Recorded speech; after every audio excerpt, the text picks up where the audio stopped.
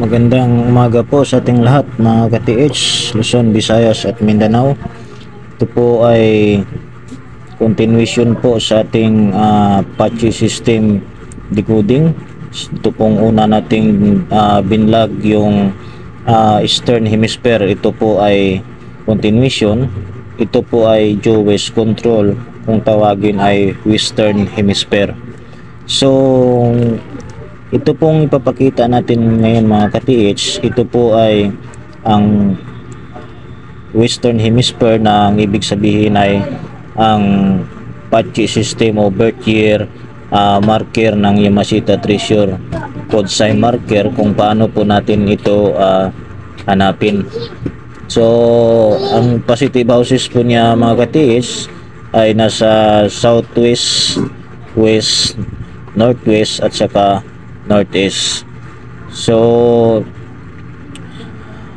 ituturo ko po sa inyo mga ka-TH kung paano po ito i-apply sa ating mga treasure site area. Ito po ay basic analysis lamang po mga ka-TH.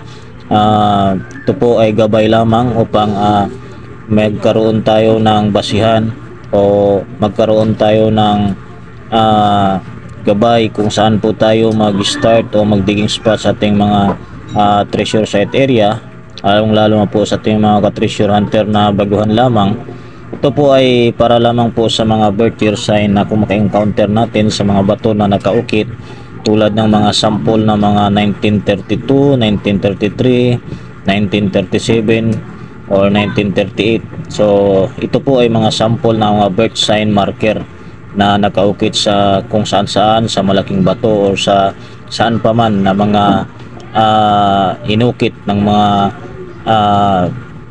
Hapon noong unang panahon bilang isang marker sign ng Yamashita Treasure. So ito po yung explanation or yung ginawa po natin na sample mga ka-TH. Papakita ko po sa inyo. So ang sample po na ito mga ka-TH, ito po ay covered pa siya, or other sample patchy system decoding, covered pa siya ito sa Eastern Hemisphere. Ipapakita ko lang po ito sa inyo, baka ma-counter po ninyo ang sign na ito, kasi ito po ay ang explanation po nito or ang kahulugan po nito sa birth year marker na ito ay hindi po siya applicable sa due west control o Western Hemisphere. So ipapakita ko lang po ito sa inyo mga ka-TH kung sakaling po ay kayo naka-encounter ng marker o birth year marker na nakaukit sa bato na 1937. So i-compute po natin 200 to 100 years minus 37, so equals 36, divide 9 equals 7. So dito po sa computation natin mga ka-TH, hindi po siya sapat, no, sa system. Hindi po siya sapat dahil wala siyang remainder. So kailangan po siya ng remainder mga ka-TH. So ano ba yung remainder? So ipapakita po natin. Ito yung remainder, yung code 1 or anong code na lalabas. So ang gagawin po natin, gagamitin po natin yung 9 mga ka-TH. So babalik po tayo sa Eastern Hemisphere o S control na gagamitin po natin. So dito sa S control nandito yung code 9. Ito yung code 9 mga ka-TH, no? Ito yung i-apply natin dito doon kasi wala siyang remainder. So mangyari mga ka-TH, hindi siya ma-covered ng Western Hemisphere. So nasa Eastern Hemisphere siya. So ang formula natin, ganun pa rin ang ating gagamitin, yung north, east, south, southwest.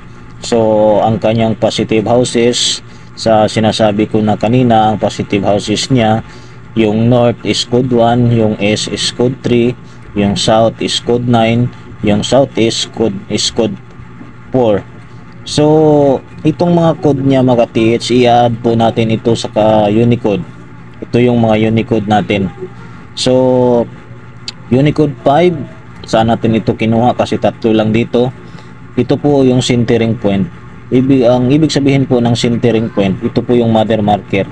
yan po ay number 5. Kasi kadalasan po mga ka-TH, yung mga giveaways natin ay makukuha natin sa 5 meters, 5 yards, or 5 feet. Kaya ginawa siyang centering point. Ito yung 5, automatically siyang centering point na marker. Ito yung mother marker. Ito yung bato na tinukita ng birth year marker. So ang S is 5, ang south is 1, ang south is 15. So i-add po natin ito mga ka-TH. 1 plus 5 equals 6, 3 plus 5 equals 8, 9 plus 1 equals 10, 4 plus 15 equals 19. So ang gagawin po natin ito mga ka-TH, para malukit po natin yung digging spot natin, haharap po tayo dito sa main marker o mother marker na bato na may nakaukit na birth year sign na 1937. Gagamit po tayo ng compass. So using by compass direction, ilulukit po natin yung north, east, south, saka west. Ito po yung mga major compass direction natin. Saka hahanapin natin yung southeast. So dito sa north, explore po natin 6 meters kung ano po yung makikita natin dyan, o may mga countersign na nagpahiwatig na may laman o may nakabaon dyan na kayamanan ng Yamashita. Saka pa po tayo mag-digging spot. Explore po natin ng mga mabuti mga ka-TH. Going east naman, ganun pa rin, 8 meters. Explore po natin. Going south east, ganun din, 19 meters. Explore natin. Going south, ganun pa rin, 10 meters. Explore. So tandaan po natin mga ka-TH, pag ganitong mga marker, kapag may attach po siya na letra na another marker, hindi po natin pwede i-apply itong or sundan itong birth year marker kung hindi ito pong letra na attach niya. Ito po yung nagtuturo ng sakto na distansya ng nakabaon na yaman. Ito po ay under sa alphanumeric number continuation sa Apache po ng Apache system decoding. So explain po natin ito by next na vlog po natin. So ito po yung ginawa natin mga ka-TH na sample para maintindihan nyo talaga tungkol dito sa Apache system for Jewish control. Ito yung Western Hemisphere. Kasi kanina yung diniscuss po natin ay Jewish control yon, under siya sa Eastern Hemisphere. So ito po yung application o paggamit ng Jewish control. So meron tayong main marker na malaking bato, may nakaukit na birth year 1938 na birth year, ang numero na nakaukit. So ang formula niya is 100 minus 38. Dito kinuha natin yung 38 minus 38. Ang lalabas po is 62 divide 9. Kinuha natin yung 9 divide dito. So ang lalabas is 6.8. So meron tayong remainder na 8. Ito ay sapat na gagamitin natin for Jewish control, yung remainder na 8. So dito sa Jewish control mga ka-TH, ito po yung code 8 natin. So pasok na pasok po siya sa Jewish control na pwede nating i-apply, na masabi talaga natin na yung item or nakabaon ng kayamanan ay nasa Jewish control, no? Itong birth sign na sample na to. So ang gagawin po natin, yung positive houses natin, no, positive houses ay northeast, northwest, west, southwest. Yan po ang mga positive houses natin. So positive houses natin, northeast, northwest, west, southwest. I-apply po natin yung mga code natin. Saan ba natin yan nakuha mga ka-TH? Ang code natin, northeast is 2. Itong northwest, ang north is 2. Ang northwest is 6. Ang south is 7, southeast is 8. So i-add po natin ito mga ka-TH sa ating Unicode. Itong Unicode ay gagamit tayo, kinuha po natin ito sa ating Eastern Hemisphere at saka dito na rin po sa ating alphanumeric patchy system decoding. Ito ay continuation pa rin sa patchy system birth year marker decoding. So dito po natin yan, itong Unicode natin ay doon po natin yan kinuha. So ang north, so is automatically sa sinabi ko na kanina, centering point is 5, mother marker, no? Mother marker is 5, northwest, add po natin yung 5,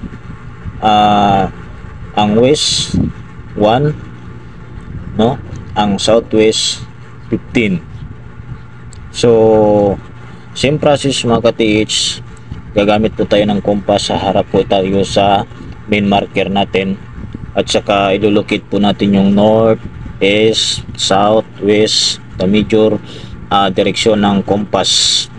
Saka natin ilocate yung northeast, northwest at saka southwest.